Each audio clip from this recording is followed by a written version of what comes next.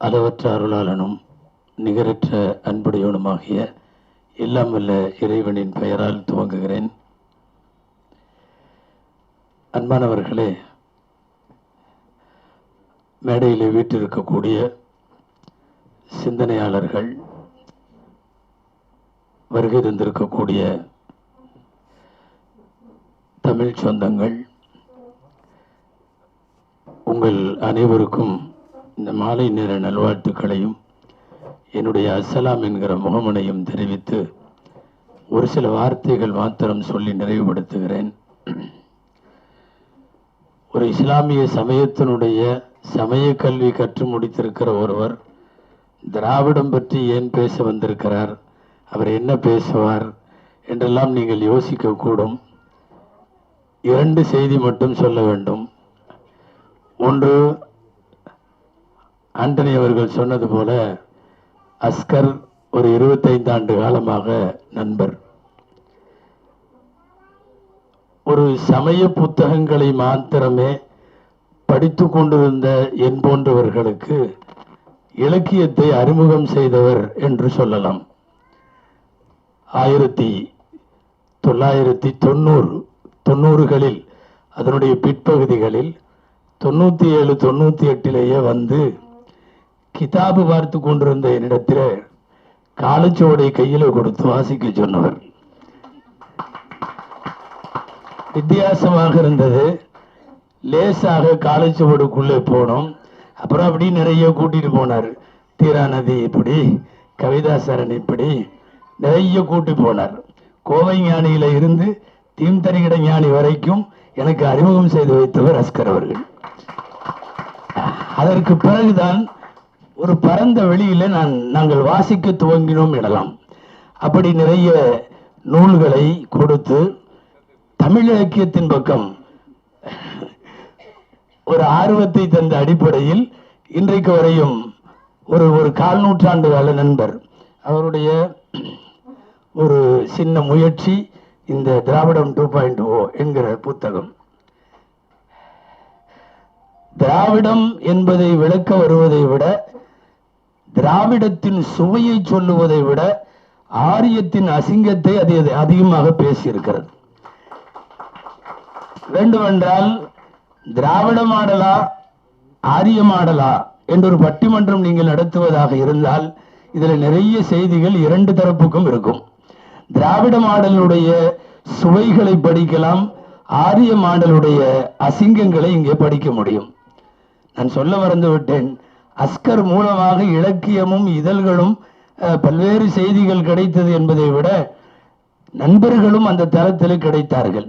அநேகமாக ஆண்டனி மறந்திருப்பார் என்று நினைக்கிறேன். 25 வருடங்களுக்கு முன்னாலே நான் பல்லவட்டியில இருந்த போது, நினைவு சரியாக இருந்தால் 2001, 2004 ஆண்டனி திருமணம் செய்து பொண்ணு மாப்பிள்ளைக்கு வீட்டில் தானே சாப்பாடு கொடுப்பாங்க. நான் பல்லப்பட்டி பெரிய பள்ளி வாசல்ல வச்சு கொடுத்தேன். ஆண்டனி அவர்களுக்கு பள்ளிவாசலுக்குள்ள எனக்கு ஒரு அறை இருந்தது. அந்த அறையில் ஆனா சாப்பிட்டதை மறந்துட்டார் ஆண்டனி. பொண்ணு மாப்பிள்ளை சாப்பாடு என்பது அந்த ஊர்ல பிரபலமானது. அப்படி ஒரு விருந்துக்கு அவரை அழைத்து வந்து எங்களிடத்தில் அமர வைத்தவர் நண்பர் அஸ்கர் அலி அவர்கள். அன்பானவர்களே, திராவிடம் நான் 2 வரியில முடிச்சுட்டு நிறைய நேரம் ஷானவாஸ் அவர்களுக்கு கொடுக்க வேண்டும். அன்பானவர்களே, திராவிடம் பிறப்புக்கும் எல்லா உயிருக்கும் என்கிற ஒரு உயரிய தத்துவத்தினுடைய சிந்தனை தான் திராவிடம். இஸ்லாமிய மார்க்கத்தை கற்றறிந்தவன் என்கிற அடிப்படையில் எங்களுடைய பார்வையில் ஒரு தாய் தந்தையின் பிள்ளைகள் என்கிற அல் குர்ஆனின் வாக்கியமும் பிறப்புக்கும் எல்லா உயிருக்கும் என்பதும் கிட்டத்தட்ட சமநிலையில இருந்து பார்க்கப்படுகிறது.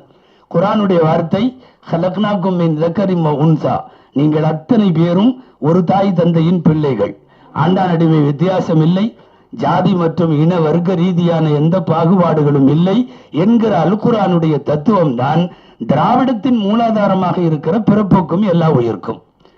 குலத்தாழ்ச்சி உயர்ச்சி சொல்லல் பாவம் என்கிற பைந்தமிழிலே இருந்து எங்களுடைய இஸ்லாத்தினுடைய சமூக நீதி அப்படியே படம் பிடித்து உள்வாங்கி இருக்கிறது திராவிடம்.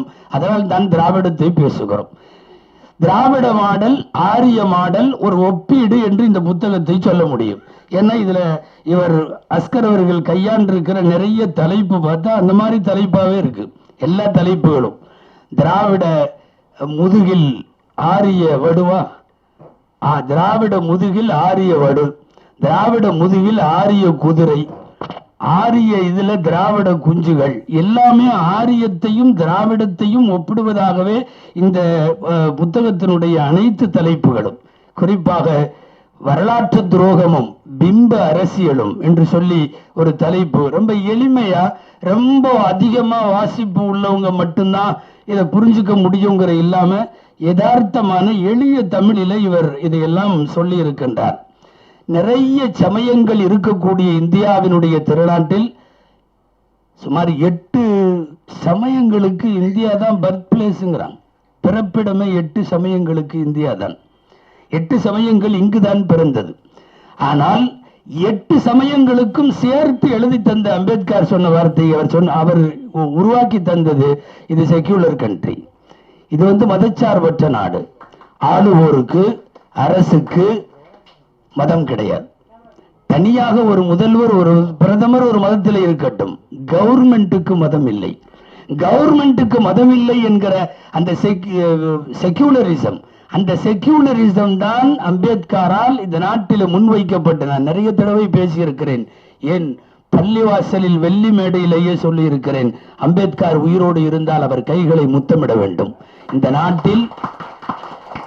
நாட்டில் அடித்தட்டு மக்களை, சிறுபான்மை மக்களை எல்லோருக்கும் என்ன மாதிரியாக எதிர்காலத்தில் இடையூறுகள் வரும் என்றெல்லாம் தெரிந்து அரசியல் சட்டத்தில் ஒரு உச்சகட்டத்தில் அவர்களை வைத்து எழுதியவர்கள் அம்பேத்கர் அவர்கள். இதுவெல்லாம் திராவிட மாடலா ஆரிய மாடலா என்று உரசி பார்ப்பதற்கு, நாம் படிப்பதற்கு நிறைய பெரிய புத்தகங்களுக்கு போறதுக்கு முன்னாடி இது ஒரு சின்ன புத்தகம், அறிமுகம் போல இதை நாம் படித்துத்தான் ஆக வேண்டும்.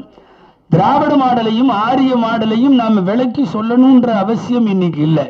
நேயத்தோடு அரசியல் செய்தால் திராவிட மாடல், வெறுப்பு அரசியல் செய்தால் அது ஆரிய மாடல்.